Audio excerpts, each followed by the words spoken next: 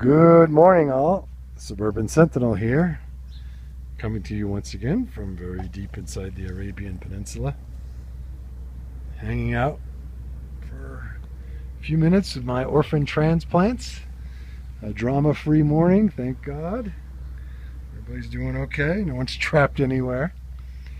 Anyway, while I have some time on my hands, I figured I would spend a little bit of video airtime talking about the importance of knowing the laws, rules, regulations, and customs of places you travel to. And I think the best way to do this is by example. Before we came here, we did our due diligence to the best of our ability. However, a lot of the information is either not easily available, or it was not in English, or the information that was available in English, there was a lot of holes in it. Maybe it was a poor translation, or it wasn't complete. But we came here knowing that there was a lot we did not know. And believe me, we tried. My wife is a crackerjack researcher. She is both a lawyer and has a master's in library science with years of experience at both. So essentially she has a black belt in research. And we knew that information we had was woefully incomplete.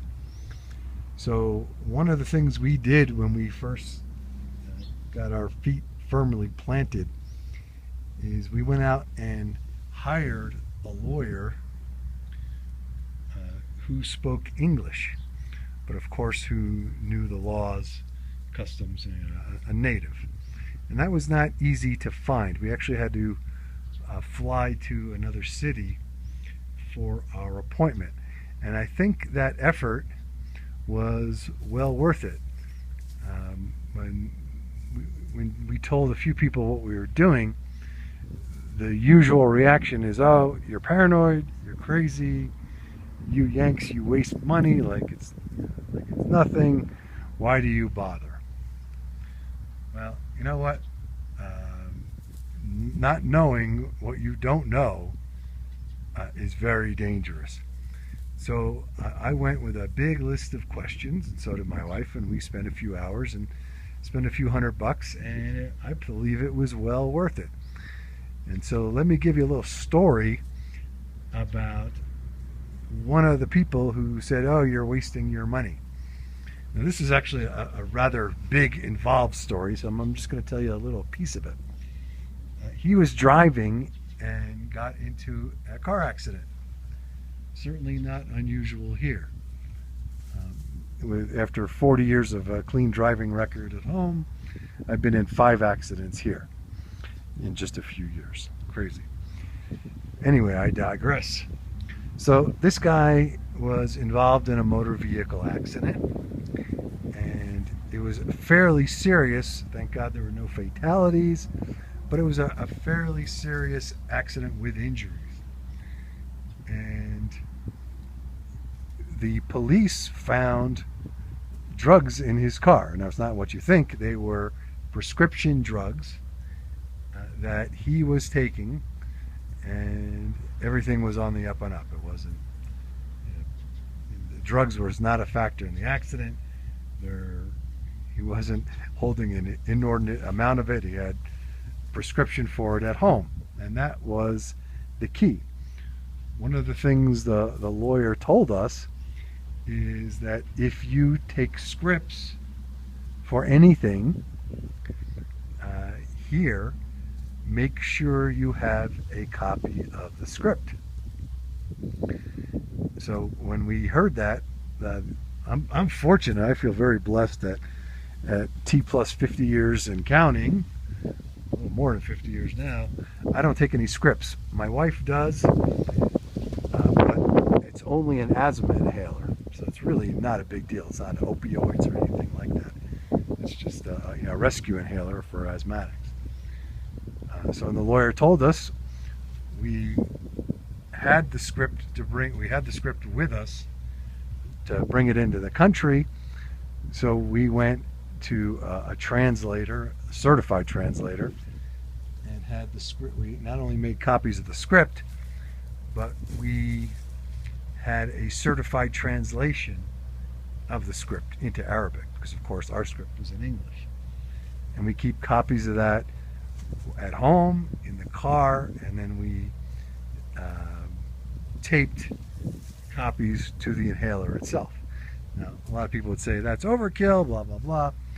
But what happened to this guy is he's in this car accident.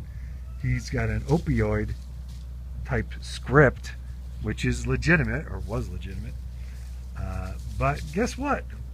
You know, where was the script itself? Who knows? He lost it after he came into the country. It had been a few years after. Well, the police didn't want to hear it. No script, big trouble. So he ended up spending, I think it was 3 days in jail on suspicion of narcotics trafficking, because he had a bottle, I don't even know what it was, something or other. And it took a few days to get a copy of the script, you know, from his home country. So, yeah, it was really stupid of us to spend the money to go see a lawyer and figure out what to do. It was much better to spend 3 days in jail. So there's a lot more to that particular story, and there's other stories about it, but you know, I think it's well worth it to take the time to talk to an expert, not some clown. I mean, we asked around about different things, and we got stories which I believed were inadequate. Well, oh, don't worry about that. Use common sense. Well, common sense ain't gonna fly in a culture that does things in a completely different manner. So what's common sense at home might be crazy talk here. And we had a lot of people that did that. They flew by the seat of their pants, and they got themselves in trouble. And we seem to run into other people who would just talk shit. They thought they knew what they were talking about, and they would tell you, oh, it's this way or that way, with great conviction. And after you interrogate them a little bit more, you know, what's your basis? How did you find this out? Basically, you know, they made it all up, and they're full of crap. I guess it's a big disgrace to some people to say, you know, I really don't know. So that's my little story, or at least one story about knowing what the hell you're doing. Who is it? John Wayne, who said life is tough, but it's tougher if you're stupid.